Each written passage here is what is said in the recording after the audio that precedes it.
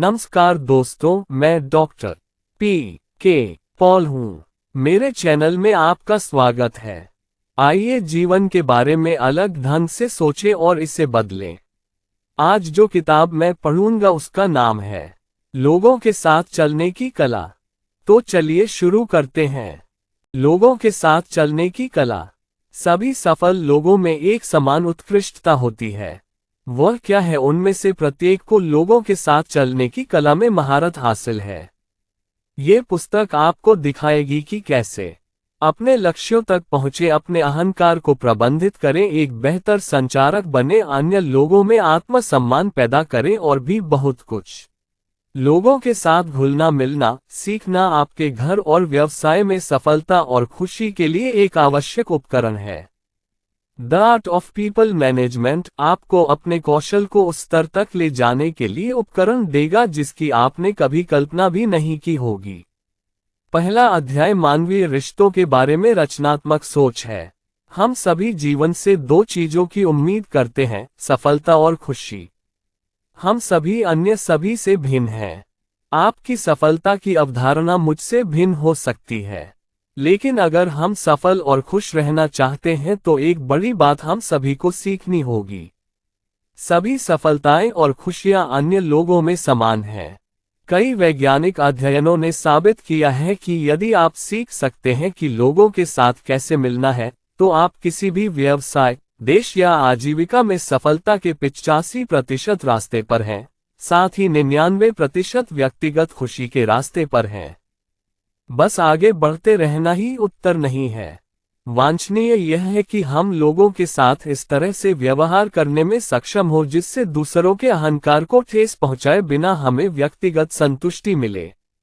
मानवीय संबंध वास्तव में लोगों से व्यवहार करने का एक विज्ञान है जहां हमारा अहंकार और उनका अहंकार दोनों बरकरार रहते हैं।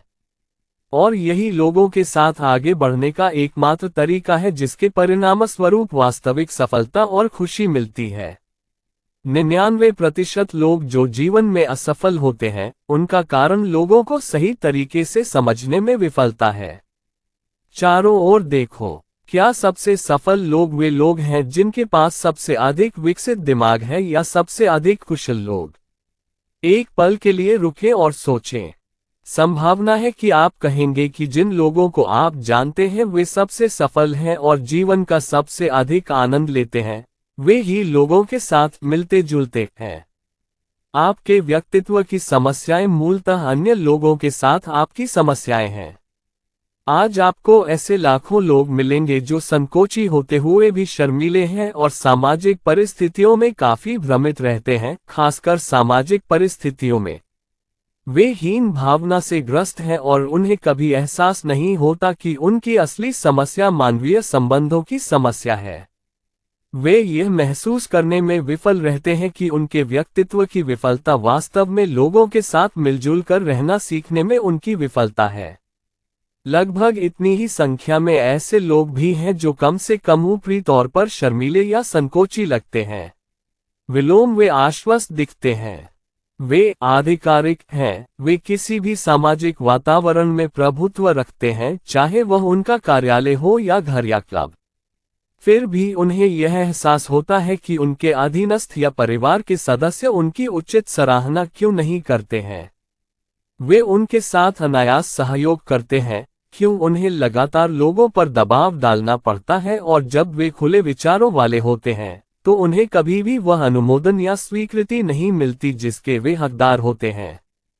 वे सहयोग, निष्ठा या मित्रता के लिए दबाव नहीं डालते हैं, लोगों को वह करने के लिए मजबूर करना जो वे चाहते हैं, कला में कुशलता हासिल नहीं कर सके। लोग यहाँ रहने के लिए हैं, चाहे हमें ये पसंद हो या नहीं। हमारी आधुनिक दुनिया में हम अन्य लोगों के बिना सफलता या खुशी हासिल नहीं कर सकते। सबसे सफल डॉक्टर, वकील या सेल्समैन आमतौर पर अपने पेशे में सबसे चतुर या सबसे चतुर नहीं होता है। इसमें कोई दो राय नहीं है कि जो पति पत्नी सबसे खुशहाल जोड़े होते हैं, वे सबसे आकर्षक होते हैं। किसी भी प्रयास में सफलता की तलाश करें, आपको वह व्यक्ति मिलेगा जिसने लोगों को प्रबंधित करने की कला में महारत हासिल की है। वह व्यक्ति जिसने दूसरों के माध्यम से अपना रास्ता बनाया है। मानवीय संबंधों में निपुणता किसी भी क्षेत्र में निपुणता के समान है। इसमें सफलता कुछ बुनियादी सिद्धांतों की समझ और अनुप्रयोग पर निर्भर करती है।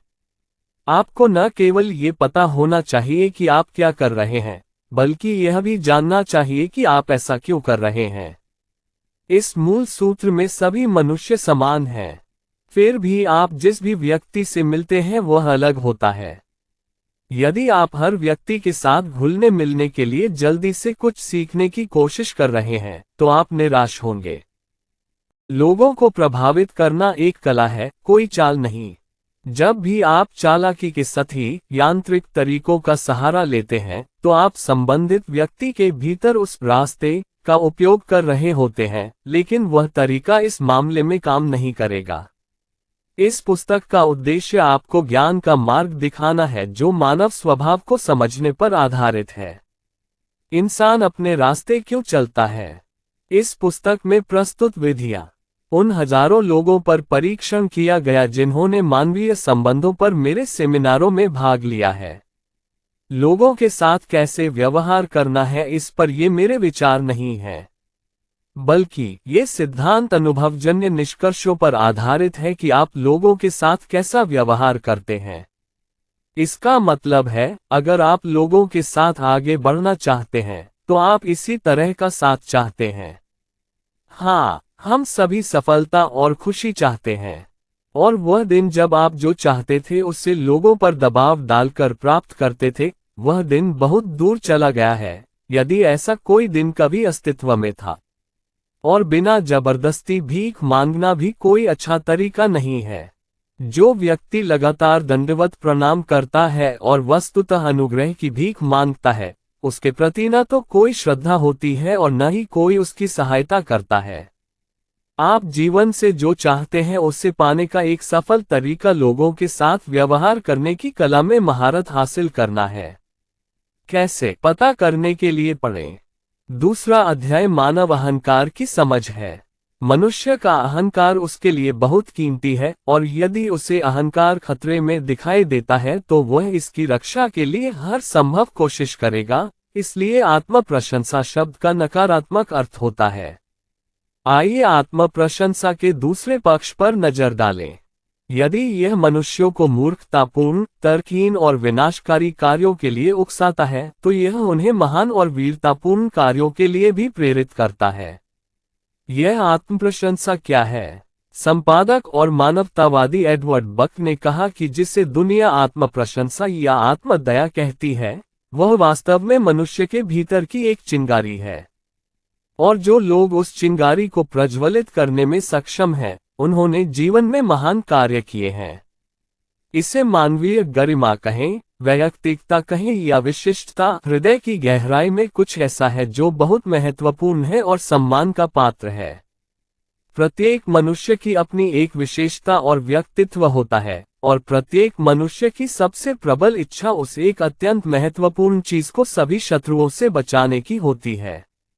इसीलिए आप लोगों को मशीन, संख्या या वस्तु के रूप में नहीं देख सकते और उन्हें दूर नहीं धकेल सकते।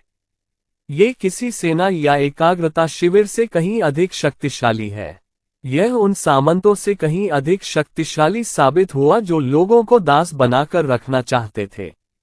ये हिटलर की सेना से अधिक शक्तिशाली साबित हुई है, और इसने हमारी दुनिया को स्वतंत्र मनुष्य की दुनिया बना दिया है।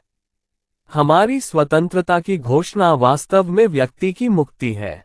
ये भी महत्वपूर्ण है कि मुक्ति की हमारी घोषणा एक व्यक्ति के लिए ईश्वर का वास्तविक धन का उपहार है। माना गया, हम इस सत्य को स्वयं स्पष्ट मानते हैं, और सभी मनुष्यों को निर्माता ने कुछ अपरिहार्य अधिकारों से संपन्न किया है। यह कोई धार्मिक पुस्तक नहीं है, लेकिन अंतिम विश्लेषण में आप धर्म और मानवीय संबंधों को अलग करके नहीं देख सकते। जब तक आप यह विश्वास नहीं करते कि कोई सृष्टिकर्ता है जिसने हमें हृदय की संपत्ति पर अविभाज्य कब्जा दिया है, आप मनुष्य पर अधिक विश्वास नहीं कर सकते। हेनरी कैसर ने कहा कि आप स्वाभाविक रूप से अच्छे मानवीय संबंध बनाए रख सकते हैं यदि आप याद रखें कि प्रत्येक व्यक्ति महत्वपूर्ण है, क्योंकि प्रत्येक व्यक्ति ईश्वर की संतान है। यही आत्मसम्मान का सच्चा आधार है। एक व्यक्ति जो यह महसूस करता है कि वे कुछ हैं, इसलिए नहीं कि उन्होंने क्या किया है या वे कितने अच्छे हैं, बल्कि उनके दिलों में उस धन के कारण है जिस पर भगवान का अनुग्रह हुआ है, जो ऐसा करते हैं, वे अपने अव्यक्त आत्मसम्मान को विकसित कर सकते हैं। इसका एहसास नहीं है, वे पैसे के माध्यम से महत्व हासिल करने का प्रयास करते हैं। वे सत्ता या प्रतिष्ठा या अन्यथा के लिए प्रयास करते हैं। वे न केवल शब्द के नकारात्मक अर्थ में आत्म अभिमानी हैं, बल्कि आत्मसम्मान के लिए उनकी निरंतर भूख इसका कारण है। विश्व की समस्याएं। जीवन के 4 सत्य जो आपके मानस पटल पर अमिट रूप से अंकित होने चाहिए। 1. हम सभी स्वार्थी हैं। 2. हम किसी भी अन्य चीज की तुलना में स्वयं में अधिक रुचि रखते हैं। 3. आपसे मिलने वाला हर व्यक्ति चाहता है कि वह मायने रखे और उसे कुछ के रूप में गिना जाए। 4. प्रत्येक व्यक्ति में दूसरों की स्वीकृति की तीव्र इच्छा होती है ताकि वह स्वयं को स्वीकृत कर सके। हम सब आत्मा के भूखे हैं, और केवल जब इस भावना का कम से कम आंशिक संकुचन होता है, केवल तभी हम अपने आप को थोड़ा ऊपर उठा सकते हैं। तब हम अपना ध्यान खुद से हटाकर किसी और चीज पर केंद्रित कर सकते हैं। केवल वे ही लोग दूसरों से प्रेम कर सकते हैं जिन्होंने स्वयं से प्रेम करना सीख लिया है। उदार और मैत्रीपूर्ण बनना। क्या चीज लोगों को आत्मकेंद्रित और अहंकारी बनाती है? हम आम तौर पर सोचते हैं कि अहंकारियों के साथ समस्या यह है कि वे अपने बारे में बहुत ऊंचा सोचते हैं। हम ये सोचने लगे हैं कि यदि ये लोग अपने उच्च आत्मसम्मान पर काबू पा सकें, तो वे अपनी बीमारी से ठीक हो जाएंगे। पुराने जमाने के समाजों में आमतौर पर इस आत्म महत्व को ठेस पहुंचाई जाती थी, लेकिन बेईमान लोग इस पर कार्रवाई नहीं करते थे। परिणामस्वरूप वे अधिक शत्रुतापूर्ण हो जाते हैं और उनका अहंकार अधिक संवेदनशील हो जाता है। इस विधि के प्रभावी न होने का कारण बहुत सरल है। आज हम बिना किसी संदेह के जानते हैं कि इन आत्म केंद्रित या आत्म केंद्रित लोगों में बहुत अधिक आत्म सम्मान नहीं होता है, लेकिन उनमें आत्म सम्मान बहुत कम होता है। यदि आपका खुद के साथ अच्छा रिश्ता है, तो दूसरों के साथ भी आपका रिश्ता अच्छा रहेगा। यदि कोई व्यक्ति स्वयं को पसंद करने लगे तो वह दूसरों को भी पसंद करने लगेगा। ये लोग दर्दनाक आत्मा उत्पीड़ित नाराजगी पर काबू पा सकते हैं, लेकिन वे दूसरों के प्रति कम आलोचनात्मक और अधिक सहिष्णु हो जाएंगे। अहंकार की भूख भोजन की भूख की तरह ही सार्वभौमिक और स्वाभाविक है। अहंकार की भूख भोजन की भूख के समान उद्देश्य को पूरा करती है, आत्म संरक्षण। शरीर को जीवित रहने के लिए भोजन की आवश्यकता होती है, और अहंकार या व्यक्ति के अद्वितीय व्यक्तित्व के लिए सम्मान, अनुमोदन और कल्याण की भावना की आवश्यकता होती है। उपवास अहंकार वास्तव में संकीर्ण अहंकार है। अहंकार की तुलना पेट से करने पर पता चलता है कि लोग इस तरह प्रतिक्रिया क्यों करते हैं। जो आदमी दिन में 3 बार भरपेट भोजन करता है, उसे अपने पेट की विशेष चिंता नहीं रहती। लेकिन अगर वह 1 या 2 दिन के लिए भोजन के बिना रहता है, जब वह वास्तव में भूखा होता है, तो उसका पूरा व्यक्तित्व बदल जाएगा। वह संकट में था, तब उसे कुछ भी अच्छा नहीं लगता, लोगों को देखना कष्टप्रद है। उस वक्त उसे यह सलाह देने से कोई फायदा नहीं होगा कि अब तुम्हें अपने पेट की परेशानी को अपने सिर से दूर रखना चाहिए। उसे ठीक करने का एकमात्र तरीका जीवित रहने के लिए प्रकृति की मांगों को स्वीकार करना है।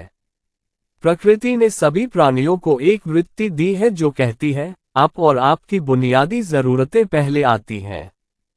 फिर उसे किसी पर भी ध्यान देने से पहले खाना चाहिए। आत्मकेंद्रित लोगों के साथ भी ऐसा ही है। प्रकृति किसी भी स्वस्थ जीवित व्यक्तित्व में एक निश्चित मात्रा में आत्म स्वीकृति और आत्म स्वीकृति की मांग करती है। आत्मकेंद्रित व्यक्ति को मन को चिंतामुक्त रखने के लिए डांटने या डांटने से कोई फायदा नहीं है। जब तक उनकी अहम भूख नहीं बुझती, वे मन को मुक्त नहीं रख सकते। तभी वे अपना ध्यान खुद से हटाकर अपने काम या संभवतः किसी और चीज पर केंद्रित करेंगे। जब आत्मसम्मान ऊंचा होता है तो लोगों के साथ घुलना मिलना बहुत आसान हो जाता है। वे हंसमुख, उदार, सहिष्णु और दूसरों के विचारों को सुनने के इच्छुक होते हैं। वे अपनी बुनियादी जरूरतें खुद पूरी करते हैं और फिर दूसरों की जरूरतों के बारे में सोचते हैं। उनका अपना व्यक्तित्व इतना मजबूत और सुरक्षित होता है कि वे स्वेच्छा से जोखिम लेते हैं। गलतियां करने के लिए तैयार रहें और गलतियों को स्वीकार करने का साहस रखें।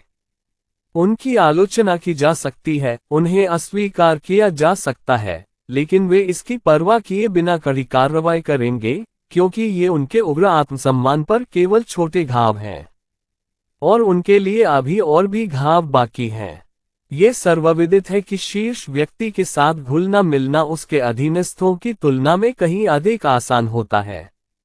ऐसा कहा जाता है कि प्रथम विश्व युद्ध के दौरान एक क्रोधित व्यक्ति ने जनरल ब्लैकजैक पर्शिंग पर चिल्लाकर कहा, उस पाप की आग को बुझा दो। फिर जब उस व्यक्ति ने माफी मांगी तो जनरल पर्शिंग ने उसकी पीठ थपथपाई और कहा, मैं एक सेकंड लेफ्टिनेंट नहीं, आपको जानकर खुशी होगी। नीचे तक पहुंचने के लिए तुम्हें भी थोड़ा नीचे उतरना होगा। जब आत्मसम्मान कम होता है तो भ्रम आसानी से आ जाता है, और जब आत्मसम्मान लगभग बरकरार हो तो कोई भी चीज बेहद खतरनाक हो सकती है। तब थोड़ी सी टेढ़ी नजर या थोड़ा सा कठोर शब्द भी उस व्यक्ति को विपत्ति जैसा लग सकता है। जब कोई अति संवेदनशील मन किसी पूर्णतया निर्दोष शब्द में भी यमक या अस्पष्ट अभिव्यक्ति देखता है तो समझ लेना चाहिए कि वह आत्मसम्मान की अत्यंत कमजोर भावना से ग्रस्त है। दरअसल अहंकारी लोग, दिखावटी लोग या डराने धमकाने वाले सभी लोगों की समस्या एक ही है। दूसरों को उनके खराब आत्मसम्मान से उत्पन्न भ्रम से निपटने में मदद करें ताकि वे खुद से प्यार कर सकें।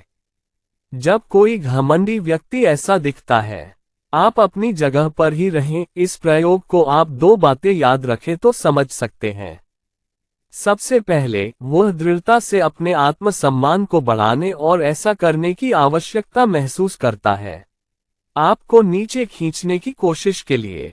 दूसरा, वह डरा हुआ है। उसका आत्मसम्मान इतना कम है कि आपकी एक भी मार उसे खत्म कर देगी। और भले ही वह निश्चित नहीं है कि आप उसके आत्म महत्व को ठेस पहुंचाएंगे, फिर भी वह मौका नहीं लेने वाला है। एकमात्र सुरक्षित रणनीति जिसका वह उपयोग कर सकता है वह ये है कि इससे पहले कि आप यह महसूस करें कि वह वास्तव में क्या है, आप पर हमला कर दे। उसे परेशान करके परेशानी न बढ़ाएं। व्यंग्यात्मक या तीखी टिप्पणियों या तर्क वितर्क से बचें। यदि आप जीतते हैं तो आप केवल उसके कम आत्मसम्मान को बढ़ावा दे रहे हैं और उससे निपटना कठिन बना रहे हैं। इसके बजाय उसके भूखे अहंकार को मेमने में बदल दें। वह आप पर गुर्राना और काटना बंद कर देगा। चाल हर किसी पर काम करती है, न कि केवल अजनबियों पर। यदि आप उसके अहंकार को बढ़ावा दे सकते हैं, निष्ठाहीन चापलूसी के साथ नहीं बल्कि सच्ची सद्भावना और खुली प्रशंसा के साथ, तो वह अधिक सहमत, अधिक सहानुभूतिपूर्ण, अधिक सहयोगी बन जाएगा जिसकी सराहना की जा सकती है। दिन में कम से कम 5 बार बधाई या शुभकामनाएं कहें और देखें कि दूसरों के साथ आपके रिश्ते कैसे सहज हो जाते हैं। उन्हें अपनी पसंद बनाने में मदद करें। विद्वान की तरह पीठ नहीं थपथपानी चाहिए। यदि हाँ, तो आपका ये ज्ञान मामले को और अधिक प्रतिकूल बना देगा। मानवीय संबंधों का पहला नियम ये है कि चाहे लोग कार्य करें या कार्य करने में असफल हो, उनका अपना अहंकार बढ़ जाएगा। जब आप किसी को एक निश्चित कार्य करने के लिए कह रहे हैं लेकिन तर्क काम नहीं कर रहा है, तो उन्हें बढ़ावा देने के लिए एक तर्क खोजें। अहंकार अन्य एक व्यक्तिगत तर्क दे जो आपके लिए कारगर हो। कुछ दिन पहले मैं एक शहर में था जहां एक राष्ट्रीय सम्मेलन हो रहा था। अप्रत्याशित व्यावसायिक परिस्थितियों ने मुझे रात रुकने के लिए मजबूर किया। कोई आरक्षण न होने के कारण मैं एक ऐसे होटल में पहुंच गया जहां मैं पहले भी कई बार जा चुका था। जैसे ही मैं कमरे के लिए सामने की मेज पर जाने के लिए भीड़ के बीच से निकला, मेरी नजर एक परिचित क्लर्क पर पड़ी। यहाँ लेस, उसने माफी मांगते हुए कहा, अगर तुम मुझे बता देते कि तुम आ रहे हो। जिस तरह से चीजें अब हैं, मुझे नहीं लगता कि मैं कुछ कर सकती हूँ। हो सकता है कि मैं किसी समस्या में फंस गया हूँ, मैंने कहा, लेकिन मैं जानता हूँ कि अगर शहर में कोई है जो समाधान पेश कर सकता है, तो वह आप ही हैं। यदि आप मुझे कमरा नहीं दे सकते तो मैं चला जाऊंगा, पास के पार्क में जाकर सो जाऊंगा। मैं नहीं कह सकता, उन्होंने कहा, लेकिन मत जाओ, आधे घंटे रुको, देखो क्या कुछ किया जा सकता है। आखिरकार उसे ख्याल आया कि घरेलू बातचीत के लिए एक छोटा सा बैठक कक्ष है, जहां एक बिस्तर को आसानी से शयन कक्ष में बदला जा सकता है। इतना ही, मुझे घर मिल गया और उसे कुछ दिखाने का संतोष भी मिला। अगर कोई कर सकता है तो वह मैं हूं। उन दोनों को ये साबित करने से उसका अहंकार बढ़ गया। दूसरों को स्वयं से प्रेम करने में सहायता करें, उनके आत्मसम्मान की भूख को संतुष्ट करें। तीसरा अध्याय लोगों में उनकी महत्ता का एहसास जगाना है। मानवीय संबंधों के मामले में हर इंसान अरबपति है। त्रासदी यह है कि हम में से बहुत से लोग उस धन को गुप्त रूप से जमा करते हैं, दुखपूर्वक उसे दान कर देते हैं, या शायद हमें यह एहसास ही नहीं होता कि हमारे पास कोई धन है। व्यक्ति की इस सर्वोच्च संपदा के प्रति दूसरों की चेतना जागृत करना आपकी शक्ति में है। यह आप पर निर्भर है कि आप उन्हें खुद से प्यार करना सीखने में मदद करें। उन्हें सराहना और स्वीकार्यता महसूस करने के लिए प्रेरित करना आपकी शक्ति में है। लोगों के साथ अपना रास्ता विकसित करने का सबसे तेज तरीका उन्हें वह देना है जो आपके पास है। इसमें आपका एक पैसा भी खर्च नहीं होता है, और दान करते समय आपको अपनी संपत्ति खत्म होने की चिंता करने की जरूरत नहीं है। इसके साथ लेन देन या मोल भाव न करें। निष्पक्षता से दें। ऐसा करते समय इस बात की चिंता न करें कि आपको दूसरों से क्या मिलेगा। जब आप इस रोटी को पानी में प्रवाहित करेंगे तो आप देखेंगे कि एक दिन ये 100 गुना होकर आपके पास वापस आएगी। यह मानने की गलती न करें कि एक बार जब कोई व्यक्ति सफल या प्रसिद्ध हो जाता है तो उसे महत्व की भावना की आवश्यकता नहीं होती है। शिष्टाचार, शिष्टाचार सभी लोगों की सार्वभौमिक भूख की भावना पर खड़े हैं, जैसे कि उन्हें इस व्यक्तिगत संपत्ति की सख्त जरूरत थी। शिष्टाचार और शिष्टता और कुछ नहीं बल्कि अन्य लोगों के महत्व को पहचानने का एक तरीका है। हम सभी को आत्म मूल्य की भावना की आवश्यकता है। हमें यह महसूस करने की जरूरत है कि दूसरे लोग हमें पहचान रहे हैं। वास्तव में हमें अपने महत्व का एहसास करने के लिए अपने दिल की निजी संपत्ति को सुरक्षित करने के लिए अन्य लोगों की मदद की आवश्यकता है। काफी हद तक जिस तरह से हम अपने बारे में महसूस करते हैं वह इस बात का प्रतिबिंब है कि दूसरे लोग हमारे बारे में कैसा महसूस करते हैं। कोई भी व्यक्ति अपनी गरिमा और धन को जीवित नहीं रख सकता यदि उसके करीब आने वाला हर व्यक्ति उसे अयोग्य समझता है। ये बताता है कि मानवीय संबंधों में महत्वहीन प्रतीत होने वाली छोटी छोटी चीजें क्यों मायने रखती हैं, असाधारण परिणाम उत्पन्न कर सकता है। क्या आपने कभी सुना है कि तलाक मांगते समय लोग क्या बहस करते हैं? जब मैंने उसे पति को बताया कि मैं पैसे के मामले में कितनी मूर्ख हूं तो उसने कोई आपत्ति नहीं जताई। या क्या उसने पत्नी खाना बनाते समय मुझे खाने देने से पहले बिल्ली को खिलाने की जहमत नहीं उठाई। वे सभी छोटी छोटी बातें हैं, लेकिन एक ही बात को बार बार कहकर वे लोगों से कहते हैं, इससे साबित होता है कि मुझे नहीं लगता कि आप उतने महत्वपूर्ण हैं। याद रखें कि आग भड़काने के लिए बस एक चिंगारी की जरूरत होती है। आप जो छोटी छोटी चीजें करते हैं और कहते हैं वे एक बड़ी प्रतिक्रिया पैदा करती हैं। निस्संदेह आप अन्य लोगों को पहचान लेंगे। किसी अन्य देश के साथ राजनयिक आदान प्रदान के दौरान सरकार कहती है कि वह उस देश को मान्यता देती है या पहचानने की प्रक्रिया में है। हम अन्य लोगों के साथ अपने राजनयिक संबंधों में इससे सीख सकते हैं। कर्मचारियों में असंतोष के मुख्य कारण हैं 1. कार्पण्य अर्पण का श्रेय देना। 2. क्रोध को कम करने में विफलता। 3. प्रोत्साहन न देना। 8. दूसरों के सामने कर्मचारी की आलोचना करना। 5. कर्मचारियों से फीडबैक लेने में विफलता। 6. कर्मचारियों को उनकी प्रगति के बारे में सूचित रखने में विफलता। 1. पक्षपात और भाई भतीजावाद। इसे देखें, विफलता का मतलब कर्मचारियों के महत्व को पहचानना है। दूसरों में अपने महत्व का एहसास जगाने के 4 तरीके। 1. दूसरे लोगों को महत्वपूर्ण समझना सीखें।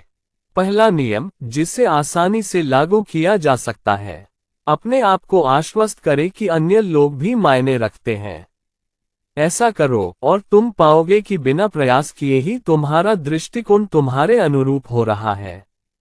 इसके अलावा ऐसा करने के लिए कोई दिमाग उड़ाने वाली चालाकी की आवश्यकता नहीं है और यह आपके मानवीय संबंधों को एक ईमानदार स्थान पर रखता है। यदि आप गुप्त रूप से महसूस करते हैं कि वे कुछ भी नहीं है, तो आपको कभी भी उनके महत्व का एहसास नहीं होगा। आखिर इस दुनिया में इंसानों जितना महत्वपूर्ण या दिलचस्प और क्या है। 2. लोगों पर ध्यान दें।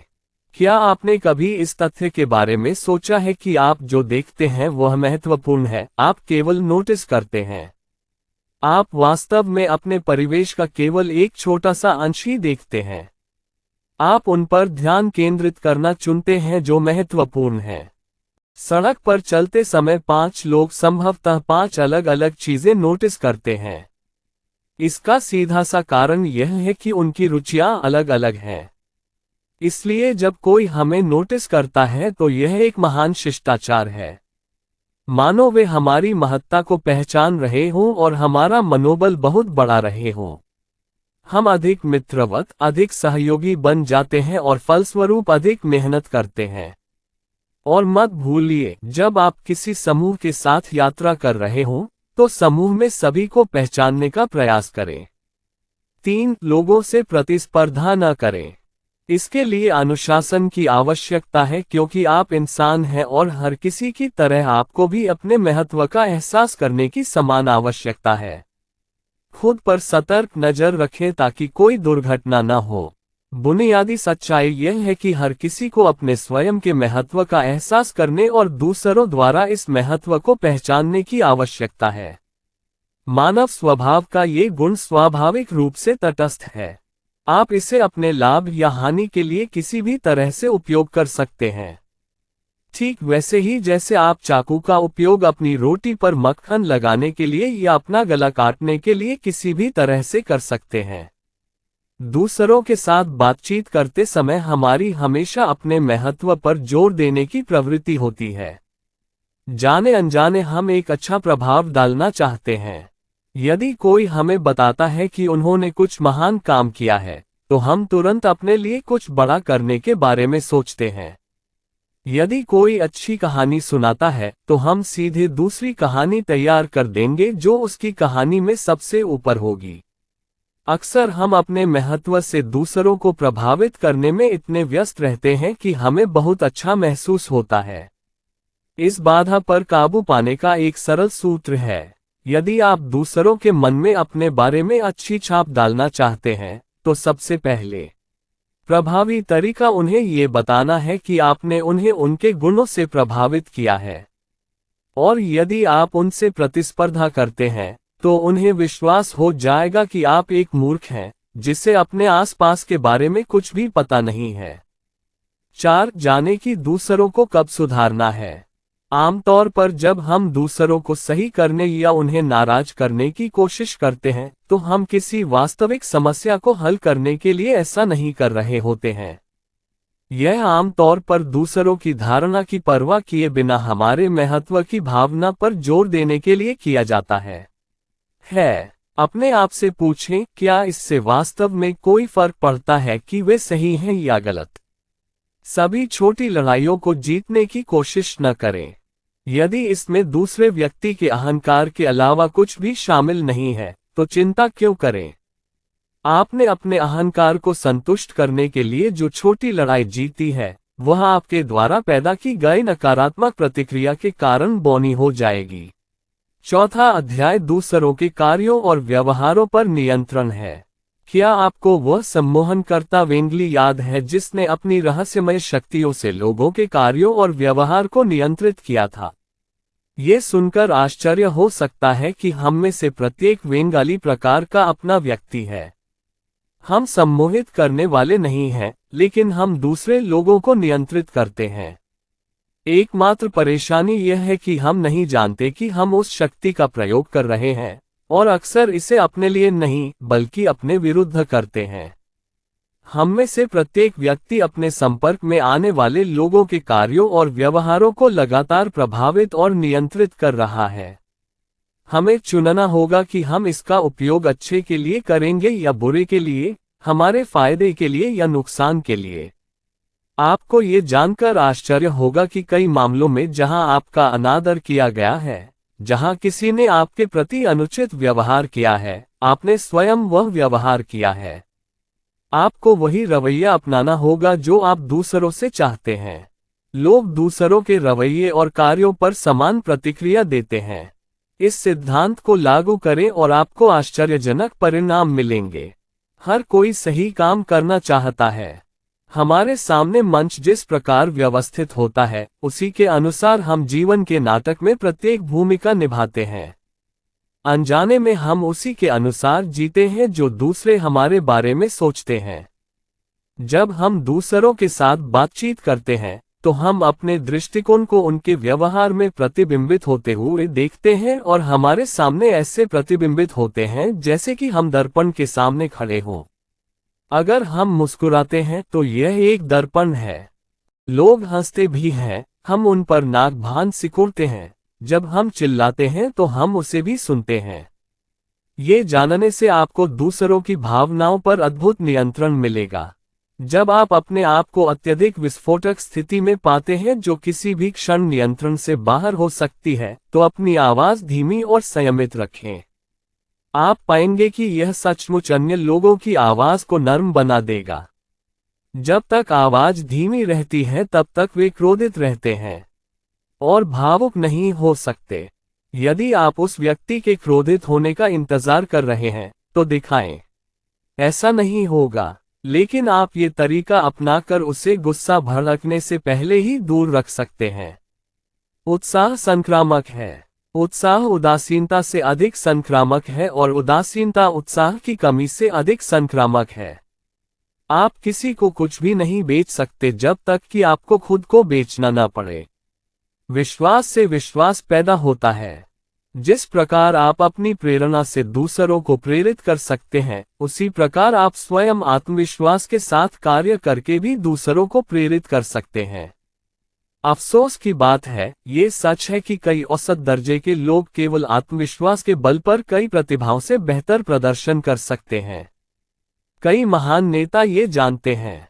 उदाहरण के लिए, जब फ्रांसीसी सेना नेपोलियन को उसके पहले निर्वासन के बाद पकड़ने गई, तो वह उनसे मिलने के लिए बाहर आया, अत्यंत आत्मविश्वास के साथ, जैसे कि उसे उम्मीद थी कि सेना उसके आदेशों का इंतजार करेगी। सैनिकों ने उसका पीछा किया और मार्च करना शुरू कर दिया। जॉन डी रॉकफेलर ने इसी पद्धति का प्रयोग किया। जब एक लेनदार ने उसके बिलों का भुगतान करने की पेशकश की, तो रॉकफेलर ने प्रसन्नतापूर्वक उसकी चेकबुक ले ली। पूछा, आप इसे नकद या स्टैंडर्ड ऑयल स्टॉक में कैसे लेना चाहेंगे? वह इतने शांत और आत्मविश्वासी दिखते थे कि लगभग सभी को स्टॉक पसंद आया और किसी ने कभी भी इसके बारे में शिकायत नहीं की। यदि आप खुद पर विश्वास करते हैं, तो आपका आचरण दर्शाता है कि आप खुद पर विश्वास करते हैं और दूसरे आप पर विश्वास करेंगे। आपका व्यक्तित्व चुंबकीय हो। आत्मविश्वास दिखाने के कुछ सूक्ष्म तरीके हैं। हालांकि हम शायद ही कभी विश्लेषण में जाते हैं, हम कुछ लोगों पर भरोसा करते हैं। अवचेतन रूप से हम उन्हें कुछ छोटे संकेतों या संकेतों से आंकते हैं। एक, अपना चलना देखो। आपका मानसिक दृष्टिकोण आपके शारीरिक कार्यों में परिलक्षित होता है। अगर आप किसी को कंधे झुकाकर चलते हुए देखें और भावुक नहीं हो सकते, यदि आप उस व्यक्ति के क्रोधित होने का इंतजार कर रहे हैं, तो दिखाएं। ऐसा नहीं होगा। लेकिन आप ये तरीका अपनाकर उसे गुस्सा भड़कने से पहले ही दूर रख सकते हैं। उत्साह संक्रामक है। उत्साह उदासीनता से अधिक संक्रामक है और उदासीनता उत्साह की कमी से अधिक संक्रामक है। आप किसी को कुछ भी नहीं बेच सकते जब तक कि आपको खुद को बेचना न पड़े। विश्वास से विश्वास पैदा होता है।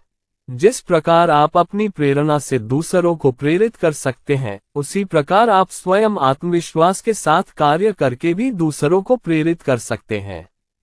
अफसोस की बात है, ये सच है कि कई औसत दर्जे के लोग केवल आत्मविश्वास के बल पर कई प्रतिभाओं से बेहतर प्रदर्शन कर सकते हैं। कई महान नेता ये जानते हैं। उदाहरण के लिए, जब फ्रांसीसी सेना नेपोलियन को उसके पहले निर्वासन के बाद पकड़ने गई, तो वह उनसे मिलने के लिए बाहर आया। अत्यंत आत्मविश्वास के साथ, जैसे कि उसे उम्मीद थी कि सेना उसके आदेशों का इंतजार करेगी। सैनिकों ने उसका पीछा किया और मार्च करना शुरू कर दिया। जॉन डी रॉकफेलर ने इसी पद्धति का प्रयोग किया। जब एक लेनदार ने उसके बिलों का भुगतान करने की पेशकश की, तो रॉकफेलर ने प्रसन्नतापूर्वक उसकी चेकबुक ले ली। पूछा, आप इसे नकद या स्टैंडर्ड ऑयल स्टॉक में कैसे लेना चाहेंगे? वह इतने शांत और आत्मविश्वासी दिखते थे कि लगभग सभी को स्टॉक पसंद आया और किसी ने कभी भी इसके बारे में शिकायत नहीं की। यदि आप खुद पर विश्वास करते हैं, तो आपका आचरण दर्शाता है कि आप खुद पर विश्वास करते हैं और दूसरे आप पर विश्वास करेंगे। आपका व्यक्तित्व चुंबकीय हो। आत्मविश्वास दिखाने के कुछ सूक्ष्म तरीके हैं। हालांकि हम शायद ही कभी विश्लेषण में जाते हैं। हम कुछ लोगों पर भरोसा करते हैं, अवचेतन रूप से हम उन्हें कुछ छोटे संकेतों या संकेतों से आंकते हैं। एक, अपना चलना देखो। आपका मानसिक दृष्टिकोण आपके शारीरिक कार्यों में परिलक्षित होता है। अगर आप किसी को कंधे झुकाकर चलते हुए देखें, आप सोचेंगे कि उसका बोझ सहना बहुत भारी है। ऐसा प्रतीत होता है कि वे हतोत्साह और निराशा का भारी बोझ लेकर चल रहे हैं। यदि कोई चीज उसके मनोबल पर बोझ डालती है और उसे नीचे गिराती है, तो इसका असर निश्चित रूप से उसके शरीर पर भी पड़ेगा और वह शिथिल हो जाएगा। किसी को सिर और आंखें नीचे करके चलते हुए देखने का मतलब है कि आप एक निराशावादी आत्मा को देख रहे हैं। डरपोक व्यक्ति अनिश्चित, झिझकते कदमों से चलता है, मानो उसे चलने से डर लगता हो। एक आत्मविश्वासी व्यक्ति दृढ़ संकल्प के साथ कदम बढ़ाता है। उसके कंधे पीछे, आंखें एक निश्चित लक्ष्य पर टिकी हुई। 2, आपका आराम से हाथ मिलाना दूसरे व्यक्ति को उससे अधिक बताता है जितना आप अपने बारे में सोचते हैं। जिस व्यक्ति का हाथ मिलाना नीरस और सुन्न होता है, उसका आत्मविश्वास बहुत कम होता है। फिर, गरजता हुआ मुट्ठी कुचलता हुआ हाथ मिलाना, जिससे वह आत्मसम्मान की कमी को पूरा करने की कोशिश कर रहा है। थोड़े से दबाव के साथ मजबूती से हाथ मिलाने से पता चलता है कि मुझे इसमें महारत हासिल है और आत्मविश्वास दर्शाता है। 3, अपना लहजा और आवाज संयमित रखें। हम किसी भी अन्य माध्यम की तुलना में आवाज के माध्यम से खुद को अधिक अभिव्यक्त करते हैं। आवाज संचार का सबसे उन्नत साधन है। आपकी आवाज आपके विचारों से अधिक व्यक्त करती है। ये लगातार आपकी स्वयं की भावना को धोखा देता है। अपनी आवाज सुनाओ। देखें कि क्या ये निराशा या मनोबल दर्शाता है। क्या आपको शिकायत करने की आदत है? क्या आप आत्मविश्वास या मिनमिन के साथ बोलते हैं? 4, सौम्य मुस्कान का जादू प्रयोग करें। एक वास्तविक ईमानदार मुस्कान दूसरों के लिए एक दोस्ताना भावना लाती है। केवल चेहरे के भावों के लिए नहीं, बल्कि अंदर से मुस्कुराएं। प्रत्येक मनुष्य के पास ईश्वर प्रदत्त मुस्कान है, बस इसे तोड़ देना, बस इतना ही। यदि आप अपनी मुस्कान का उपयोग नहीं करते हैं, तो आप उन लोगों की तरह होंगे जिनके पास सिर्फ एक चेकबुक नहीं बल्कि बैंक में लाखों हैं। लोगों का भला करने के लिए विंस्टन चर्चिल की सलाह का पालन करें। मैंने पाया है कि किसी से कुछ महान प्राप्त करने का सबसे अच्छा तरीका उसे उनमें स्थापित करना है। दूसरों को बताएं कि आप उन पर भरोसा कर सकते हैं और उनमें विश्वसनीयता है। जो लोग दूसरों को शर्मिंदा करते हैं, उन्हें नीचा दिखाते हैं या उन्हें सलाह देते हैं कि क्या करना है, वे अक्सर स्थिति को बेहतर नहीं बनाते हैं। हम सभी में कोई भी पूरी तरह से अच्छा या बुरा नहीं होता है, व्यक्तित्व के विभिन्न स्तर जो दूसरे हम में लाते हैं। एक उत्साहित, आत्मविश्वासपूर्ण दृष्टिकोण और दृष्टिकोण विकसित करने के लिए आज ही शुरुआत करें। कुछ कहो, अपनी बॉडी लैंग्वेज और बॉडी लैंग्वेज पर ध्यान दें। अपना सिर सीधा रखें। आत्मविश्वास भरे कदमों से चले जैसे कि आप किसी महत्वपूर्ण स्थान पर जाने वाले हों।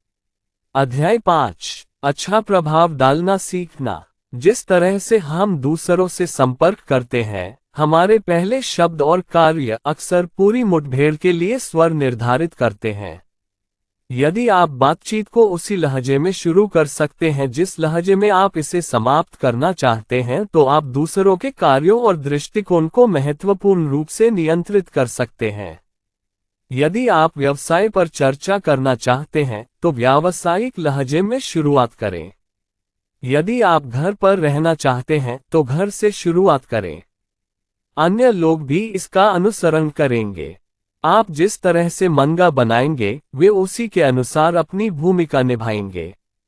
हर बार जब आप दूसरों की संगति में होते हैं, तो आप मंच तैयार कर रहे होते हैं। यदि आप कॉमेडी या कॉमेडी का मंचन करते हैं, तो बहुत अधिक गंभीर न हो। यदि आप किसी त्रासदी के लिए मंच तैयार करते हैं, तो दूसरों से स्मार्ट होने की उम्मीद न करें। ऐसा होना ही नहीं था। हम किसी मीटिंग या साक्षात्कार के बारे में ऐसा ही कहते हैं जब यह उस तरह नहीं होता जैसा हम चाहते हैं। लगभग हमेशा ऐसा इसलिए होता है क्योंकि हम गलत जगह पर पहुंच गए हैं। किसी भी चर्चा में प्रवेश करने से पहले अपने आप से पूछें, मुझे इससे क्या उम्मीद है? बातचीत किस मूड में होनी चाहिए? फिर वह स्वर बनाएं जो मंच तैयार करेगा। हम जो पहली छाप छोड़ेंगे वह स्थायी होगी, ये याद रखते हुए कि हम दूसरों के कार्यों और दृष्टिकोण को नियंत्रित कर सकते हैं। दूसरों की नजरों में आप कैसे माने जाते हैं, इसके लिए आप किसी और से ज्यादा जिम्मेदार हैं। बहुत से लोग इस चिंता में सो नहीं पाते कि दूसरे उनके बारे में क्या सोचते हैं। दुनिया हमारे बारे में जो सोचती है उसका अधिकांश हिस्सा इस बात से आता है कि हम अपने बारे में क्या सोचते हैं। यदि आप ग्रहणशील नहीं हैं, तो स्वयं को दोष दें। ऐसे व्यवहार करें जैसे आप कुछ भी नहीं हैं। दुनिया आपको उसी तरह देखेगी। यदि आप ऐसा कुछ सोचते हैं, तो आप देखेंगे कि दुनिया में आपके बिना कुछ सोचे कोई रास्ता नहीं है। प्रतिरूपण मत करो। वास्तव में हम अवचेतन रूप से जितना हम समझते हैं उससे कहीं अधिक होशियार हैं। हमारा चेतन मन देखने और विश्लेषण करने के लिए हमारे भेष में प्रवेश करता है। इतना स्मार्ट नहीं कि ऐसा कर सके, लेकिन अवचेतन मन ऐसा कर सकता है। हमारा अवचेतन हमें बताता है कि बाकी कलाकारों की तरह कपड़े पहनना वास्तव में हमारे बारे में अच्छा नहीं सोचना है। कितने लोग बुरा प्रभाव डालना चाहते हैं, क्योंकि आपका मूल्यांकन केवल इस बात से नहीं किया जाता कि आप अपने ऊपर क्या थोप रहे हैं। आपका काम इस बात पर भी निर्भर करता है कि आप अन्य चीजों को क्या महत्व देते हैं, आपकी राय और आपकी प्रतिस्पर्धा। बाइबल कहती है, स्वयं का मूल्यांकन मत करो। यह मानवीय संबंधों का एक बड़ा सबक है। हर बार जब हम किसी चीज का मूल्यांकन करते हैं, तो हम दूसरों को हमें आंकने का संकेत देते हैं। आप अपनी नौकरी को क्या महत्व देते हैं, आपकी कंपनी के बारे में? जब कोई आपसे पूछता है कि आप कहाँ काम करते हैं, तो क्या आप विनम्रता से जवाब देते हैं, ओह, मैं एक ग्रामीण बैंक में काम करता हूँ, जैसे कि आप इसके बारे में बहुत शर्मिंदा हों? या आप गर्व से कहते हैं, मैं देश के सर्वश्रेष्ठ बैंक के लिए काम करता हूं? यदि आप दूसरा उत्तर देंगे तो दूसरे आपके बारे में अधिक सोचेंगे। प्रतिस्पर्धा मत करो। यदि आप अच्छा प्रभाव डालना चाहते हैं, तो कभी भी दूसरों या उनके उत्पादों की आलोचना न करें। इसके बजाय अपने उत्पाद का प्रदर्शन करें। न केवल लोग नकारात्मक शब्द बोलते हैं, बल्कि आप उन शब्दों के साथ एक नकारात्मक स्थिति बनाने जा रहे हैं। यदि आप बेचने जा रहे हैं, चूंकि आपने नकारात्मक माहौल बनाया है, तो आपको सकारात्मक प्रतिक्रिया प्राप्त करने में संभवतः कठिनाई होगी। इसके बजाय एक सकारात्मक और सकारात्मक माहौल बनाकर दूसरों को हाँ महसूस करने वाले मूड में लाएं। प्रारंभिक प्रश्न पर दूसरों से हाँ पाने का एक अच्छा फॉर्मूला है, यह एक बढ़िया रंग है ना? या आप मानते हैं, ये कितना सूक्ष्म है। जब कोई आपके प्रारंभिक प्रश्न के लिए कुछ बार हाँ कहता है, तो उनके लिए आपके बड़े प्रश्न के लिए हाँ कहना आसान हो जाएगा। लेकिन हाँ सूचक प्रश्न कभी कभी नकारात्मक भी हो सकते हैं। आज बहुत गर्मी है ना? या पूरी दुनिया में गड़बड़ चल रही है ना? ऐसे प्रश्न हाँ उत्तर के साथ नकारात्मक मनोदशा पैदा करते हैं। निराशावादी उदास लोग आमतौर पर सतर्क और झिझकते हैं खुश आशावादी लोग उत्पादों और विचारों की खरीदारी करते हैं। वे अधिक उदार हैं, खुद को फैलाने और अवसरों का लाभ उठाने के लिए अधिक इच्छुक हैं। ऐसे प्रश्न न पूछें या ऐसे निर्देश न दें जिससे ऐसा लगे कि आप परेशानी का कारण बन रहे हैं।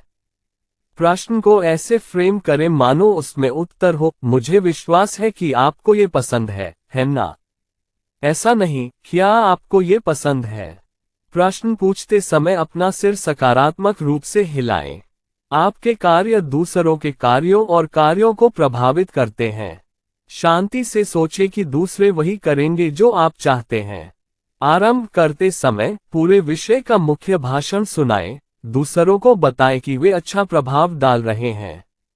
अध्याय 6 प्रभावशाली व्यक्तित्व का निर्माण। प्रभावशाली व्यक्तित्व का रहस्य क्या है? हम ऐसे कई लोगों को जानते हैं जो पाते हैं कि दोस्त स्वाभाविक रूप से खरीदारों को आकर्षित कर सकते हैं। दरअसल वे जानते हैं कि इंसानों की 3 बुनियादी भूखों को कैसे संतुष्ट किया जाए। 1 स्वीकृति। यह जरूरी है कि लोग उसे वैसे ही स्वीकार करें जैसे वह है, वे जो हैं उन्हें वैसा ही रहने दें। इससे पहले कि आप उन्हें पसंद करने लगें, इस बात पर जोर न दें कि वे खुद को पूरी तरह से बदल लें। किसी नीतिगत पोशाक के बारे में कल्पना न करें और उनसे यह अपेक्षा न करें कि वे आपकी स्वीकृति प्राप्त करने के लिए इसे पहनेंगे। एक गंभीर जिज्ञासु व्यक्ति, जो हमेशा इस बात की तलाश में रहता है कि लोग कहाँ पीछे रह जा रहे हैं और आमतौर पर त्वरित समाधान ढूंढता है, करीबी दोस्तों से घिरा रहता है। जमेगा नहीं। जो लोग लोगों को स्वीकार कर सकते हैं, उनसे प्यार कर सकते हैं, जो उन्हें वैसे ही स्वीकार कर सकते हैं जैसे वे हैं, वे दूसरों के व्यवहार को प्रभावित कर सकते हैं और उन्हें बेहतरी के लिए बदल सकते हैं। किसी के पास दूसरों को सुधारने की शक्ति नहीं है, लेकिन आप उन्हें अपनी पसंद के अनुसार खुद को बदलने की शक्ति दे सकते हैं। 2 प्राधिकरण। ये स्वीकार्य से बहुत दूर है, तुलना में कुछ हद तक नकारात्मक है। हम दूसरों को उनकी खामियों के बावजूद स्वीकार करते हैं, उन्हें अपनी दोस्ती का हिस्सा बनाते हैं। अनुमोदन का अर्थ कुछ सकारात्मक है क्योंकि यह गलतियों को सहन करता है और अधिक दूरदर्शी होता है और हमें जो पसंद है उसे खोजने का प्रयास करता है। आप हमेशा दूसरों में अनुमोदन के लिए कोई न कोई गुण पाएंगे। ये बहुत छोटा या मामूली हो सकता है, लेकिन दूसरों को बताएं कि आप इसे अनुमोदित कर रहे हैं, जिससे आपके स्वीकृत विषयों की संख्या बढ़ जाएगी। जब दूसरों को आपकी स्वीकृति का स्वाद मिलेगा, तो वे अपना व्यवहार बदलने की कोशिश करेंगे ताकि वे दूसरों की तरह बन सकें। कुछ को मंजूरी मिल सकती है। वस्तुओं की तलाश करें, प्रशंसा करना और ध्यान दें कि लोग कैसे विकसित हो रहे हैं। 3 मूल्यांकन। प्रशंसा शब्द का अर्थ मूल्य में वृद्धि है। एक क्षण रुकें, सोचें कि दूसरे आपको, आपकी पत्नी, पति, बच्चों, वरिष्ठों, सहकर्मियों, ग्राहकों को कितना महत्व देते हैं। अपने मन में उनमें से प्रत्येक के मूल्य पर जोर दें। फिर यह पता लगाएं कि उन्हें कैसे बताएं कि आप उन्हें कितना महत्व देते हैं। आप कैसे मूल्यांकन कर सकते हैं, इसके कुछ तरीके यहाँ दिए गए हैं। 1. लोगों को इंतजार मत कराओ। 2. यदि कोई ऐसा व्यक्ति है जिसे आप तुरंत नहीं देख सकते हैं, तो उनकी उपस्थिति को स्वीकार करें। उसे बताएं कि आप जल्द से जल्द उससे मिल रहे हैं। 3. लोगों को धन्यवाद। 4. लोगों को विशेष के रूप में देखें। अब अंतिम शब्द को अतिरिक्त टिप्पणियों का महत्व दिया जा सकता है। मानवीय आत्मा के लिए पारंपरिक व्यवहार से अधिक नीरस कुछ भी नहीं है। हम सभी अपनी अद्वितीय संपत्तियों के लिए मान्यता चाहते हैं। और अंततः फूल से सबक ले लो, क्योंकि परागण के लिए उन्हें मधुमक्खियों की आवश्यकता होती है। वे मधुमक्खियों को आकर्षित करने और पीने के लिए रस की बूंदें स्रावित करते हैं। प्रभावशाली व्यक्तित्व वाले लोग मनुष्य की मौलिक भूख मिटाते हैं। लोगों को आकर्षित करने के लिए उपरोक्त ट्रिपल सिग्नल का उपयोग शुरू करें। अध्याय 7, प्रभावी ढंग से संवाद करना सीखना। सफल लोगों में एक चीज समान होती है, वह है शब्दों का चयन। शक्ति और शब्दावली अधिग्रहण एक दूसरे से इतने गहराई से जुड़े हुए हैं कि आप अपनी शब्दावली बढ़ाकर सुरक्षित रूप से अपनी कमाई बढ़ा सकते हैं। चेहरा बहुत कुछ इस बात पर भी निर्भर करता है कि हम अपने विचारों, भावनाओं, आशाओं और निराशाओं को किस हद तक व्यक्त कर सकते हैं। बहुत से लोग दुखी हैं क्योंकि वे खुद को अभिव्यक्त करने में असमर्थ हैं। वे अपने विचारों और भावनाओं को अंदर ही दबा कर रखते हैं। बहुत से लोग एक तरह से विकलांग हो जाते हैं यदि वे नहीं जानते कि बातचीत कैसे शुरू करें, खासकर अजनबियों के साथ। उन्हें तरल निर्वहन नलों के बारे में बहुत अच्छी जानकारी है, बशर्ते वे जानते हों कि स्क्रू को घुमाकर प्रवाह को कैसे नियंत्रित किया जाए। विलियम जेम्स ने ये समझाते हुए बिल्कुल सटीक बात कही है कि इतने सारे लोग बातचीत करने में इतने असहज क्यों होते हैं। वे कुछ बहुत ही तुच्छ और स्पष्ट कहने से डरते हैं, या कुछ पाखंडी कहने से डरते हैं, या किसी तरह स्थिति कुछ ऐसा कहने के संबंध में जो पर्याप्त नहीं है। परफेक्ट बनने की कोशिश करना बंद करें। कोई भी हर मिनट प्रभावित नहीं कर सकता। बहुत छोटी मात्राएं आमतौर पर बुद्धिमान नहीं होती। हर कोई बहुत साधारण है। हर कोई छोटे भाषणों के साथ आगे बढ़ता है, जो कोई भी बुद्धिमान या महत्वपूर्ण बात नहीं बताता है। बातचीत को मोड़ने के लिए छोटे वाक्यों की आवश्यकता है। यदि आप इसे समझते हैं और मूर्ख होने से डरते नहीं हैं, तो आप किसी निर्दोष अजनबी से बातचीत शुरू कर सकते हैं। आपको ये जानकर आश्चर्य होगा कि आप बुद्धिमान और दिलचस्प विषयों पर बात कर रहे हैं क्योंकि आप कोशिश ही नहीं कर रहे हैं। विषय पर गर्मी फैलाएं। बातचीत की शुरुआत में गर्मजोशी की बात होती है, हालांकि शुरुआत में बहुत अधिक गर्म न हो। एक छोटा भाषण न केवल बातचीत को शुरू करता है, बल्कि दूसरों को भी उत्साहित करता है। लोगों को अपने बारे में बात करने दीजिए। अगली बार जब आप किसी से मिलें और नहीं जानते कि क्या कहना है, तो उस व्यक्ति से इस तरह का प्रश्न पूछें। तैयारी का समय लें। आप कहां से आ रहे हैं? आप यहाँ के मौसम के बारे में क्या सोचते हैं? आप क्या करते हैं? ये प्रश्न दूसरों को अपने बारे में बात करने में मदद करेंगे और निश्चित रूप से प्रारंभिक जड़ता को दूर करने के द्वार खोलेंगे। वे चुप्पी तोड़ेंगे और दिखाएंगे कि आप उनमें रुचि रखते हैं। आपको पारस्परिक लाभ की चीजें खोजने की जरूरत नहीं है। आप उन्हें किसी ऐसी चीज से शुरू करें जिसमें वे स्वयं विशेषज्ञ हों। एक अच्छा संवादी बनना एक कला है। ये बहुत चालाकी भरी बातें करने या वीरतापूर्ण अनुभवों की कहानियां सुनाने से नहीं होता, या तो दूसरों का मुंह खोलकर उनके माध्यम से बात करके। यदि आप दूसरों को बात करने के लिए प्रेरित कर सकते हैं, तो आप एक अच्छे बातचीतकर्ता के रूप में ख्याति प्राप्त करेंगे। यदि आप दूसरों से बात करना जारी रख सकते हैं, तो बेहतर होगा कि आप अपना मुंह खोलें और अपने विचार व्यक्त करें। नहीं होगा, दूसरों में रुचि जगाने के लिए प्रश्न पूछें। क्यों जैसे प्रश्न पूछकर बातचीत को उनकी रुचि के विषयों पर ले जाएं। कहाँ, कैसे? यदि कोई कहता है, मेरे पास इंडियाना में मेरे घर के ठीक बगल में 25 एकड़ जमीन है, तो बस यह न कहें, ठीक है, मेरे पास टेक्सास में 500 एकड़ जमीन है। इसके बजाय पूछें, इंडियाना में कहाँ? आपको ये कब मिला? इस प्रकार का प्रश्न आपको सबसे आकर्षक व्यक्ति होने की प्रतिष्ठा दिलाएगा जिससे आपका साथी कभी मिला है। मानवीय रिश्तों में एक घातक पाप छिपा है जिससे बचना चाहिए। मनुष्य स्वाभाविक रूप से स्वार्थी है। शुरू से अंत तक वे अपने आप में रुचि रखते हैं। दूसरों में अपनी रुचि दिखाएं, फिर वे आप में रुचि लेंगे। उस नाटककार की तरह मत बनो जो 1 या 2 घंटे तक अपने और अपने काम के बारे में बात करने के बाद अपने साथी की ओर मुड़ता है और कहता है, मेरी बातें बहुत हो गईं, अब तुम्हारी। तुम मेरे नाटकों के बारे में क्या सोचते हो? आप भी इंसान हैं, इसलिए ये स्वाभाविक है कि आप में अपने बारे में बात करने की प्रवृत्ति हो। आप भी चमकना चाहते हैं। आप भी दूसरों को प्रभावित करना चाहते हैं। लेकिन यदि आप बातचीत को अपनी ओर नहीं बल्कि दूसरों की ओर निर्देशित करें तो आप दूसरों की नजरों में अपना मूल्य बहुत बढ़ा सकते हैं। वे आपके बारे में उच्च राय रखेंगे। अपने आप से पूछें, मैं इस स्थिति से क्या चाहता हूं? क्या आप अपना अहंकार बढ़ाना चाहते हैं या किसी और की मंजूरी चाहते हैं? आप बस व्यवसाय, अनुमतियां या साइलो बढ़ाकर अपना अहंकार बढ़ाना चाहते हैं, लेकिन केवल अपने बारे में बात करें, उस बातचीत से कुछ भी उम्मीद न करें।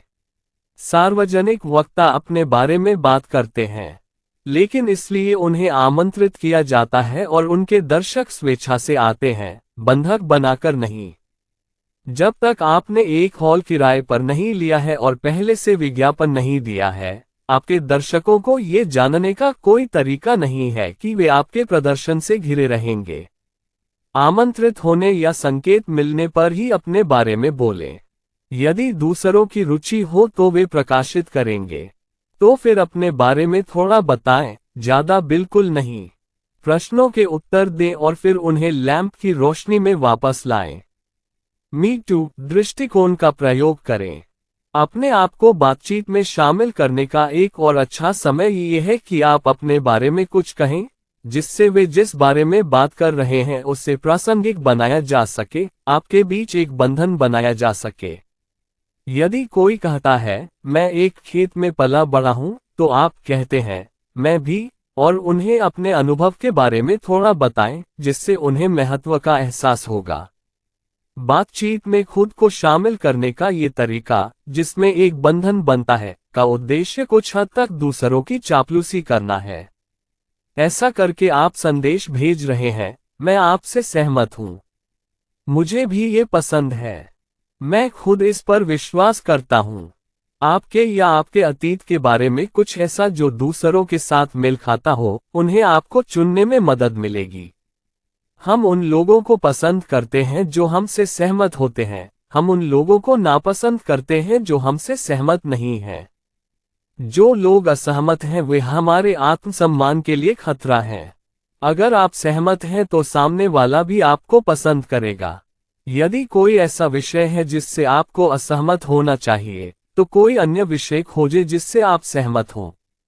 जब आप किसी ऐसी जगह पर आते हैं, चाहे वह कितनी भी छोटी क्यों न हो, जहां आप सहमत होते हैं, तो उन चीजों के बारे में एक साथ आना आसान होता है जिन पर आप असहमत थे। प्रसन्न शब्दों का प्रयोग करें। जिस व्यक्ति को अपनी व्यक्तिगत समस्याओं के बारे में लगातार निराशाजनक बातें करने की आदत है, वह कभी भी किसी भी लोकप्रियता प्रतियोगिता में सफल नहीं होगा।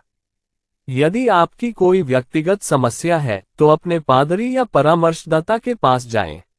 निकट या किसी विश्वसनीय मित्र के पास। जनता में चिंता न फैलाएं। अपनी बीमारी या इलाज के बारे में बात न करें। अपने कष्टों का वर्णन करके आप वीर नहीं बनेंगे, उबाऊ हो। सीधे बैठें और अपने लिए एक पत्र लिखें। यदि आपके सीने में कोई समस्या है जिससे आप छुटकारा पाना चाहते हैं, तो स्वयं को एक पत्र लिखने का प्रयास करें। ठीक ठीक व्यक्त करें कि आप कैसा महसूस करते हैं, बैठो मत। विस्तार से लिखें कि आपके साथ कैसा अन्याय हुआ है, जिंदगी बहुत क्रूर है। जब आप लिखना समाप्त कर ले तो पत्र को जला दें। इससे आपको राहत मिलेगी और आप दर्द से राहत महसूस करेंगे। इससे आपकी दबी हुई भावनाएं शांत हो जाएंगी और लोगों को बताने में आने वाली बाधाएं कम हो जाएंगी। कभी कभी आपको इसे 3 बार दोहराना पड़ता है, लेकिन फिर आपको पता चलता है कि आप इसके बारे में अब और सोचना नहीं चाहते और इसके बारे में बहुत कम बात करना चाहते हैं। चिढ़ाने और छेड़ने की प्रवृत्ति पर काबू पाएं। हम में से अधिकांश लोग दूसरों को चिढ़ाना पसंद करते हैं क्योंकि हमें विश्वास है कि उन्हें ये पसंद आएगा। पति पत्नी को चिढ़ाता है और पत्नी बौद्धिक प्रेम की आड़ में पति को सार्वजनिक रूप से गलत संकेत देती है। हम इस आशा में व्यंग्यात्मक टिप्पणियां करते हैं कि दूसरे हमारी चतुराई की सराहना करेंगे, रगड़ देखो, लेकिन कोई व्यक्तिगत हमला नहीं। आपत्तिजनक और व्यंग्यात्मक दोनों ही टिप्पणियों का उद्देश्य दूसरों के आत्मसम्मान को ठेस पहुंचाना है। और कोई भी चीज जो आत्मसम्मान को खतरे में डालती है वो एक बहुत ही खतरनाक प्रवृत्ति है, भले ही वह मजाक की आड़ में ही क्यों न हो। यदि कोई व्यक्ति आपको लंबे समय से जानता है, आपको लंबे समय से पसंद करता है और आप अतिशयोक्ति नहीं करते हैं, तो आप इस विडंबना से बच सकते हैं। लेकिन इनके खिलाफ इतना मानसिक विरोध काम कर रहा है कि ऐसे काम न करना ही सुरक्षित है। अपने संचार कौशल को बेहतर बनाने के लिए आज ही इन तरीकों को लागू करना शुरू करें। अजनबियों के साथ भी अभ्यास करें। इसे रोजाना तब तक जारी रखें जब तक यह आदत न बन जाए। अध्याय 8 सुनना। ओलिवर वेंडेल होम्स ने लिखा, दूसरों की बात सहानुभूति और समझ के साथ सुनना शायद दुनिया में लोगों के साथ घुलने मिलने और दोस्ती को हमेशा के लिए बनाए रखने का सबसे प्रभावी तरीका है। मान लीजिए कि आप किसी से मिलते हैं और बातचीत के बाद जब आप निकलते हैं तो आपको ऐसा महसूस होता है कि चीजें उस तरह नहीं हुई जैसी आप चाहते थे। अपने आप से पूछें, कॉल को और अधिक अनुकूल बनाने के लिए मैं और क्या कह सकता था जो मेरी मानसिकता के अनुकूल हो। आश्चर्य की बात नहीं, उत्तर होगा कुछ नहीं। यदि आप अच्छी तरह से संवाद नहीं कर सकते हैं तो यह आपकी गलती नहीं है, यह है कि आपने ठीक से नहीं सुना। उचित श्रवण से आपको ज्ञान मिलेगा। हम में से अधिकांश लोग चाहते हैं कि दूसरे लोग हमें सक्षम और बुद्धिमान समझें। ऐसा करने का एक निश्चित तरीका यह है कि लोगों को जो कहना है उसे ध्यान से सुनकर उनमें विश्वास पैदा किया जाए। ये तथ्य कि आप वे जो कह रहे हैं उस पर पूरा ध्यान दे रहे हैं और ध्यान से सुन रहे हैं, इससे उन्हें विश्वास हो जाएगा कि आप बहुत चतुर व्यक्ति हैं। अपने मित्रों और परिचितों के बारे में सोचें। उनमें से किसको विवेकशील और बुद्धिमान होने की प्रतिष्ठा प्राप्त है? क्या वह व्यक्ति प्रश्न सुनने से पहले उत्तर के लिए हमेशा तैयार रहता है? ऐसा व्यक्ति जो दूसरों को टिप्पणी खत्म करने से पहले ही टोक देता है? या फिर वह ऐसा व्यक्ति है जिसमें सुनने का बहुत धैर्य है? यदि आप सुनेंगे तो लोग वही कहेंगे जो वे चाहते हैं। आप अंधेरे में पत्थर नहीं फेंक सकते। ऑटोमोबाइल निर्माता अपनी कारों को डिजाइन करने से पहले इस बात का ध्यान रखते हैं कि जनता क्या चाहती है। आप पर फेंकी गई गेंद का सही ढंग से जवाब दें। आपको लगातार उचित प्रतिक्रिया देनी चाहिए। स्वस्थ मानवीय रिश्ते दो तरफा संचार पर आधारित होते हैं, क्रिया और प्रतिक्रिया। यदि आप नहीं जानते कि दूसरे लोग क्या चाहते हैं या किसी स्थिति में उनकी भावनाएं क्या हैं या उनकी सटीक जरूरतें क्या हैं, तो आप उनके संपर्क से बाहर हो जाएंगे। और यदि आप उन्हें छू नहीं सकते तो आप उनका बाल भी बांका नहीं कर सकते। अत्यधिक बातचीत आपको अलग थलग कर देगी। ऐसे समय होते हैं जब दूसरों के साथ व्यवहार करते समय यह महत्वपूर्ण होता है कि हम पहले से ही अपनी मुट्ठी न खोलें, खासकर जहां हमें दूसरों की स्थिति को समझने की आवश्यकता महसूस होती है। यहाँ तरकीब यह है कि पहले ये देखें कि दूसरे लोग कितना जानते हैं। आपके हाथ दिखाने से पहले वे कितनी दूर तक जाएंगे। जिस प्रकार हम दूसरों की बात सुनकर किसी स्थिति को समझ सकते हैं, उसी प्रकार हमारी ओर से बहुत अधिक बातचीत हमारी स्थिति को दूर कर देगी। सफल लोग दूसरों को बोलने के लिए प्रोत्साहित करते हैं और तभी बोलते हैं जब दूसरे चुप हो जाते हैं। यदि आप दूसरों से खूब बात कर सकते हैं तो वे अपनी भावनाओं या इरादों को छिपा नहीं पाएंगे। वे छिपने की कोशिश कर सकते हैं लेकिन अनिवार्य रूप से खुद को प्रकट करेंगे। इसलिए यदि आप नहीं चाहते कि दूसरे आपके मन की बात जाने तो अपना मुंह बंद रखें, अपने कान खुले रखें, सुनते रहें। और अगर आप बहुत देर तक बातें करते रहेंगे तो दूसरे लोग आपको पीटेंगे। सुनने का अभ्यास आपकी आत्मचेतना को नियंत्रण में रखेगा। दूसरों को क्या कहना है उसे ध्यान से सुनना और उनकी आवाज के उतार चढ़ाव पर ध्यान देना आपके आत्म केंद्रित ध्यान को दूर रख सकता है। यदि आपका सारा ध्यान इस बात पर है कि दूसरे क्या कह रहे हैं, वो क्या चाहते हैं, आप आत्म जागरूक नहीं हो सकते हैं और जब उन्हें किसी चीज की आवश्यकता हो तो खुद को रोक नहीं सकते हैं। स्वयं को अवरुद्ध करने से आप अन्य लोगों के मुद्दों पर प्रभावी ढंग से ध्यान केंद्रित कर सकते हैं। और यदि आपका सारा ध्यान स्वयं पर केंद्रित है तो आप अपने आसपास की दुनिया पर ध्यान नहीं दे सकते। अपने बारे में ऊंची राय रखने में कुछ भी गलत नहीं है, लेकिन अगर सारा ध्यान आत्म केंद्रित है तो कुछ भी काम नहीं करेगा। बहुत कठिन बनने की कोशिश मत करो। विलियम्स जेम्स ने कहा कि ज्यादातर बातचीत उबाऊ हो जाती है क्योंकि लोग शब्दों के बीच में नहीं आ पाते।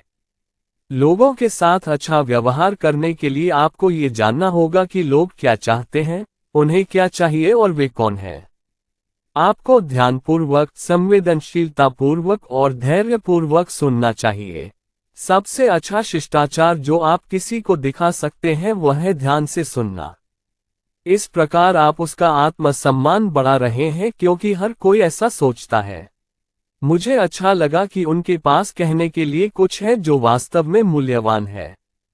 किसी के अहंकार को कुचलने का एक तरीका यह है कि वे जो कहना चाहते हैं उसे सुनने से पहले ही नष्ट कर दें।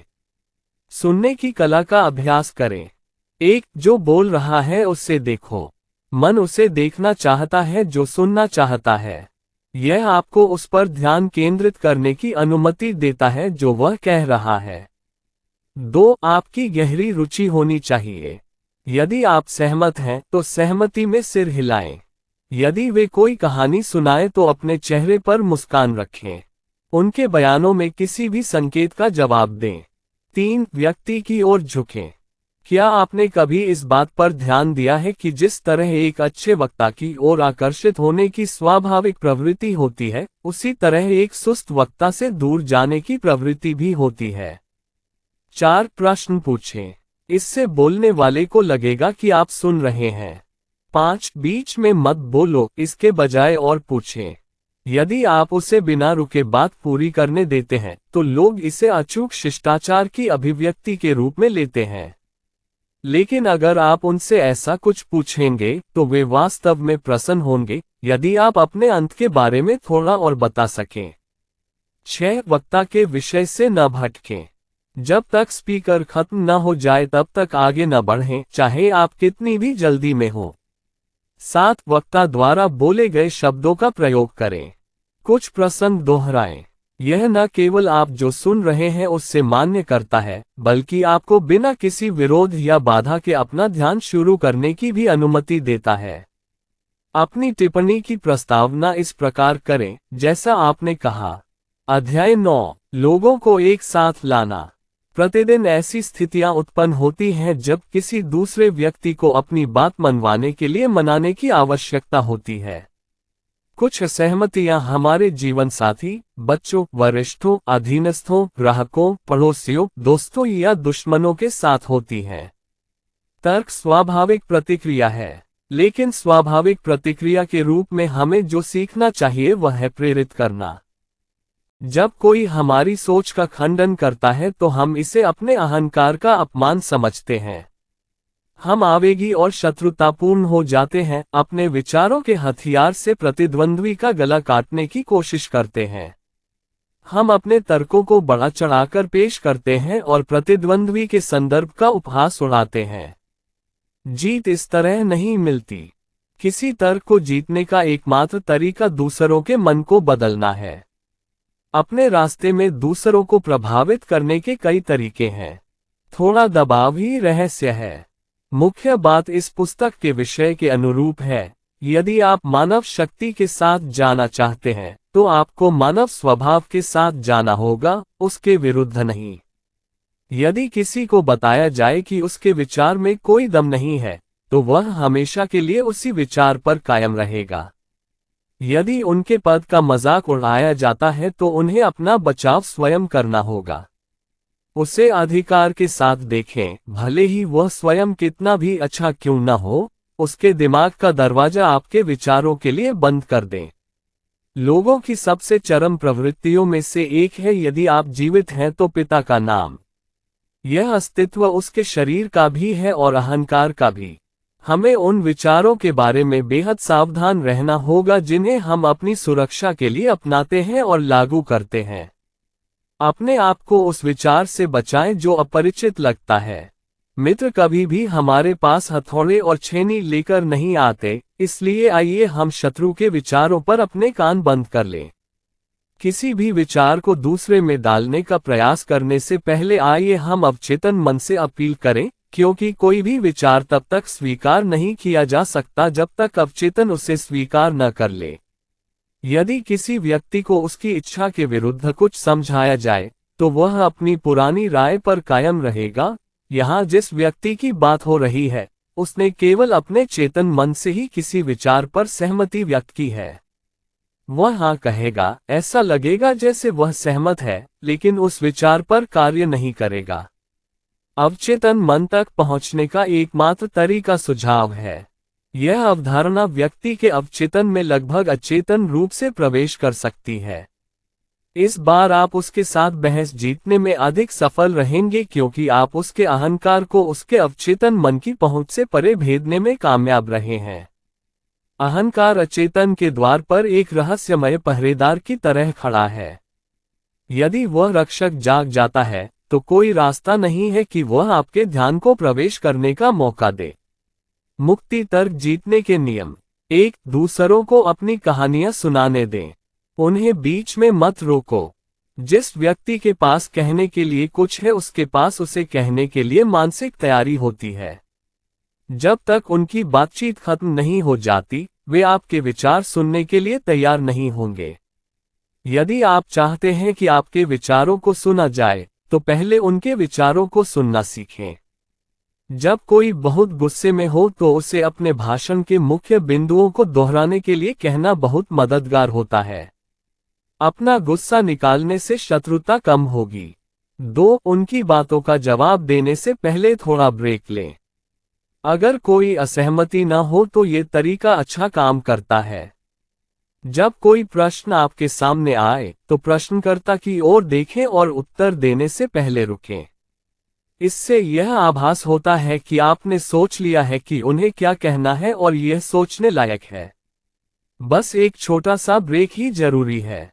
यदि आप बहुत देर तक रुकते हैं, तो ऐसा लगेगा जैसे आप झिझक रहे हैं या इससे बचने की कोशिश कर रहे हैं। अगर आपको नाराज होना ही है तो थोड़ा ब्रेक बहुत जरूरी है। यदि आप तुरंत नहीं में उत्तर देते हैं, तो इससे दूसरों को अपनी समस्या पर समय बिताने का एहसास होगा। आपको बिल्कुल भी दिलचस्पी नहीं है। 300% जीतने की चिंता मत करो। जब हम बहस में उलझते हैं, तो हम में से अधिकांश ये साबित करने की कोशिश करते हैं कि हम पूरी तरह से सही हैं और दूसरे गलत हैं। कुशल परामर्शदाता हमेशा कुछ विरोधी पक्षों को स्वीकार करते हैं और कुछ क्षेत्रों में सहमति पाते हैं। यदि आपका कोई विषय दूसरे व्यक्ति को अनुकूल लगे तो उसका स्वीकार करना, यदि आप उसके लिए कोई छोटा और महत्वहीन विषय छोड़ देते हैं, तो वह आपके बहुत बड़े विषय को बिना किसी देरी के स्वीकार कर लेगी। 8. अपने तथ्य शांतिपूर्वक और सटीक रूप से बताएं। जब हमारे विचारों को चुनौती दी जा रही हो तो हमें अतिशयोक्ति की प्रवृत्ति से बचना चाहिए। चुपचाप बताई गई कहानियां दूसरों के मन को बदलने में सबसे प्रभावी होती हैं। ऐसा लगता है कि जबरदस्ती ने कुछ हद तक पहले ही काम कर दिया है। तुमने एक और पकड़ लिया, वो उसे ऐसे संदर्भ में ले गया कि वह एक शब्द भी नहीं बोल सका। दर्शक आपकी सराहना कर रहे हैं।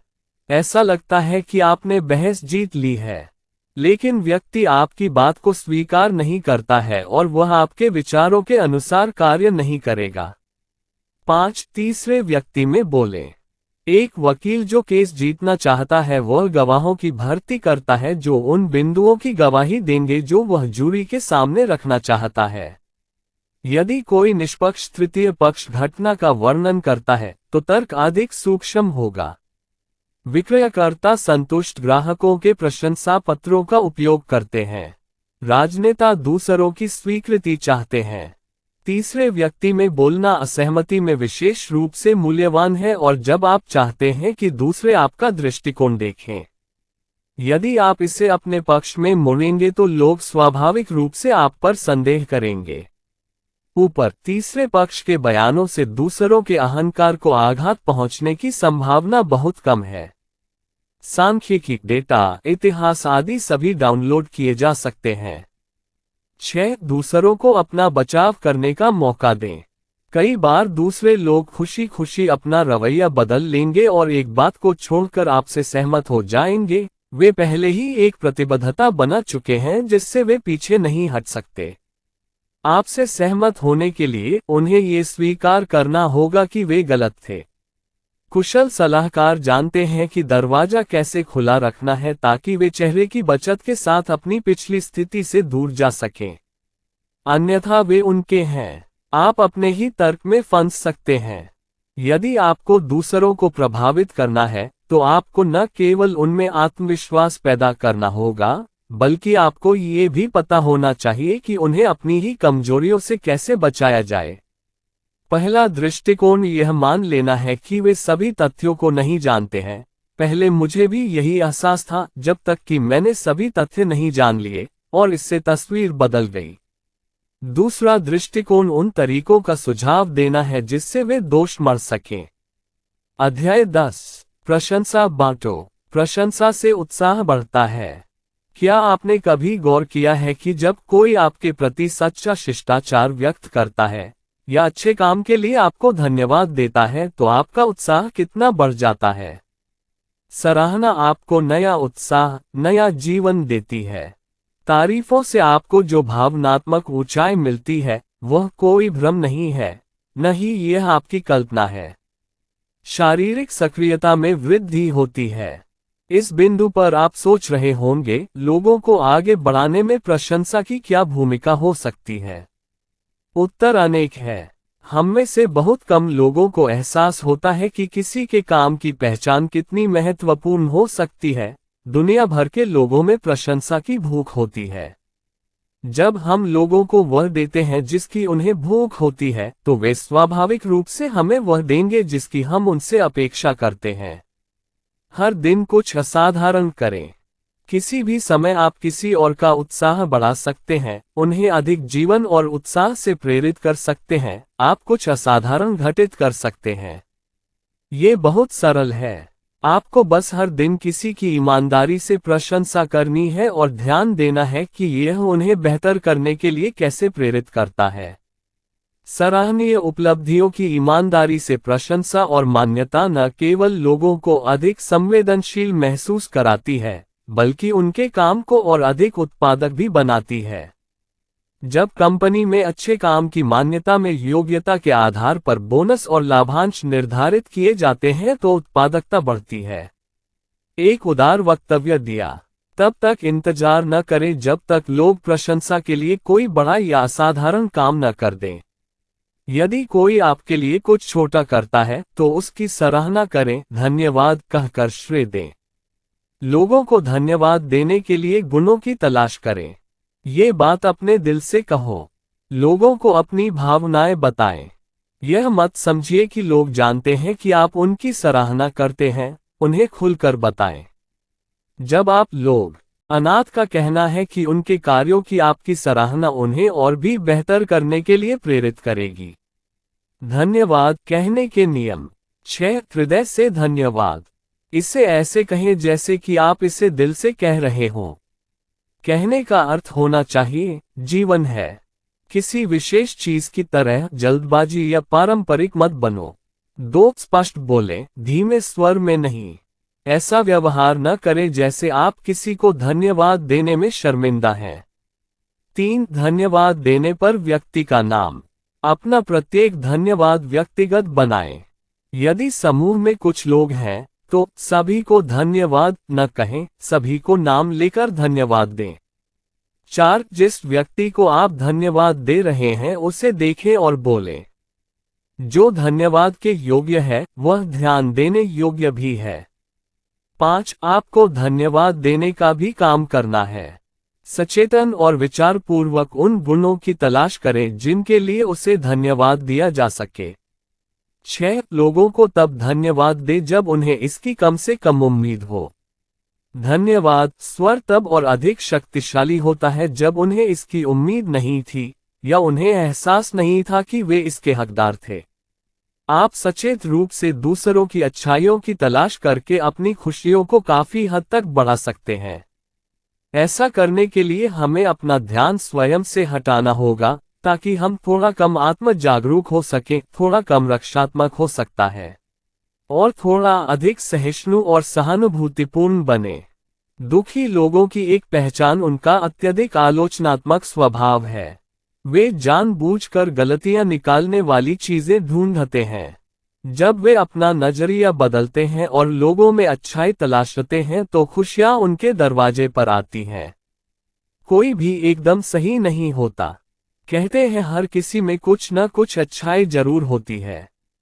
अगर कोई न कोई आपको चिढ़ाते हुए उसमें कुछ ऐसा खोजे जिसके लिए आप उस पर दया दिखा सकें। यदि उसका दंश आपके सिर पर है तो यह उसकी महाशक्ति हो सकती है। तो उसके दांतों की तारीफ करें। सराहना करने योग्य चीजों की तलाश में रहें।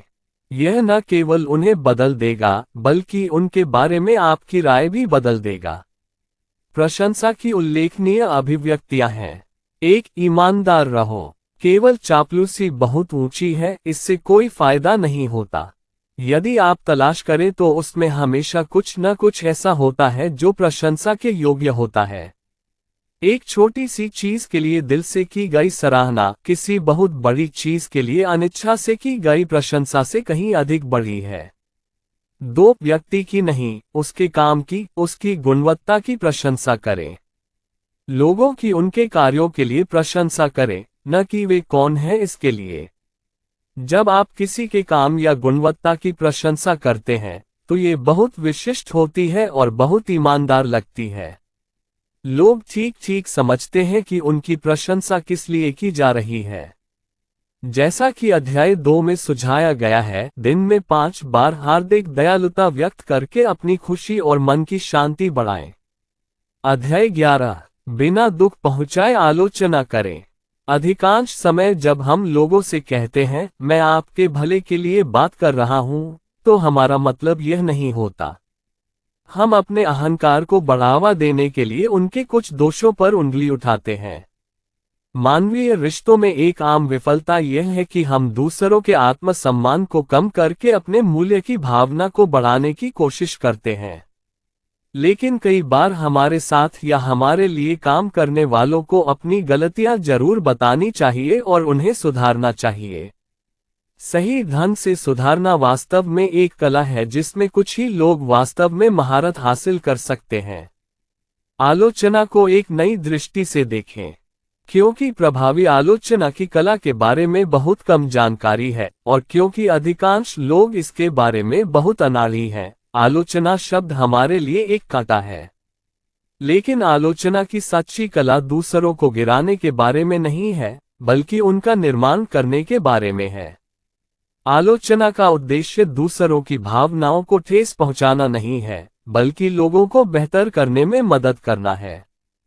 सफल आलोचना की कुंजी। 1. आलोचना अत्यंत गोपनीयता के साथ की जानी चाहिए। यदि आप चाहते हैं कि आलोचना प्रभावी हो तो आपको ये देखना होगा कि अन्य लोगों के अहंकार का आपके विरुद्ध दुरुपयोग न हो। याद रखें कि आपका लक्ष्य अंततः एक अच्छा परिणाम प्राप्त करना है, किसी के अहंकार को ठेस पहुंचाना नहीं। भले ही आपके इरादे नेक हो और प्रेरणा सही हो, फिर भी वे इसे कैसे लेते हैं यह मायने रखता है। दूसरों की मौजूदगी में हल्की फुल्की आलोचना भी नाराजगी पैदा करेगी। चाहे उचित हो या नहीं, उपस्थित सहयोगियों के सामने उनका मुंह काला किया जाएगा। चाहे आप इस नियम का पालन करें या न करें, यह आलोचना के प्रति आपके सच्चे दृष्टिकोण का संकेत देता है। क्या आप केवल तभी आलोचना करते हैं जब आपके सामने कोई दर्शक हो? यदि ऐसा है तो आपका असली मकसद दूसरों की मदद करना नहीं बल्कि अपने अहंकार को संतुष्ट करना है। दो, आलोचना की शुरुआत कुछ अच्छे शब्दों, प्रशंसा शब्दों से करें। दयालु शब्द, शिष्टाचार, प्रशंसा आदि एक दोस्ताना माहौल बनाते हैं। इससे दूसरों को आसानी होती है और उनकी रक्षात्मक प्रवृत्ति दूर हो जाती है।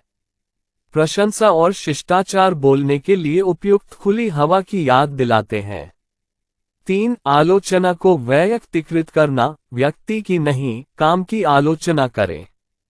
इस मामले में फिर आप व्यक्ति की नहीं बल्कि कार्य या अभ्यास की आलोचना करके अहंकार को संभाल रहे हैं। आलोचना को कार्य पर केंद्रित करके आप उनके अहंकार का सम्मान करते हुए उनके प्रति शिष्टाचार दिखा सकते हैं। मैं पिछले अनुभव से जानता हूं कि आपकी यह गलती आपकी दैनिक दिनचर्या से पूरी तरह से बाहर है। 4, उत्तर दीजिए। जब आप किसी को बताते हैं कि वे जो कर रहे हैं वह गलत है, तो आपको उन्हें यह भी बताना चाहिए कि क्या सही है। गलती पर जोर देना सही नहीं है, महत्वपूर्ण यह है कि उसे कैसे सुधारा जाए और दोबारा न दोहराया जाए। एक बड़ी शिकायत यह है, मुझे नहीं पता कि मुझसे क्या अपेक्षा की जाती है। अधिकांश लोग सही करने के लिए उत्सुक होते हैं यदि उन्हें बताया जाए कि सही क्या है। 5, सहयोग मांगे नहीं। लोगों से अधिक सहयोग अनुरोधों से मिलता है, मांगों से नहीं। क्या आप इन गलतियों को सुधार सकते हैं? उससे जितना कम असंतोष आएगा, उससे कहीं अधिक असंतोष पैदा हो सकता है। जो हुआ उसे दोबारा न होने दें। लोगों को आदेश देने के बजाय उन्हें बदलने के लिए प्रोत्साहित करने से आपको बहुत कुछ मिलेगा। 6, एक गलती के लिए एक आलोचना। बार के लिए पर्याप्त उचित, 2 बार अनावश्यक है। याद रखें कि आलोचना में आपका लक्ष्य जीतना नहीं है। त्रुटि पर ध्यान देना थोड़ा कष्टप्रद है। अहंकार के विरुद्ध संघर्ष में मन में कर्म की प्राप्ति। जब आप अतीत के बारे में सोचते हैं या पुरानी गलतियों का अभ्यास करते हैं, तो याद रखें कि दोहराव किसी चीज का काम नहीं है। 7, आलोचना को मैत्रीपूर्ण स्वर में समाप्त करें। यदि किसी विषय का समाधान मैत्रीपूर्ण लहजे में नहीं किया गया तो वह खत्म नहीं होता। इसे भविष्य के लिए मत टालो। अभी समझौता करो और भूल जाओ। आत्मविश्वास के एक बयान के साथ समाप्त करें, मुझे पता है कि आप पर भरोसा किया जा सकता है। आपको इस पुस्तक का अंतिम भाग अवश्य लिखना चाहिए। जब मैंने किताब लिखना शुरू किया, तो मेरे मन में एक लक्ष्य था, आपके मानवीय संबंधों को विकसित करने में मदद करना और जीवन से थोड़ी अधिक खुशी और सफलता प्राप्त करना। जब तक यह उद्देश्य प्राप्त नहीं हो जाता, ये पुस्तक समाप्त नहीं होगी। पुस्तक में दिए गए सूत्रों को लागू करें, आप देखेंगे कि सफलता और खुशियां आपके रास्ते आएंगी। ठीक रहें।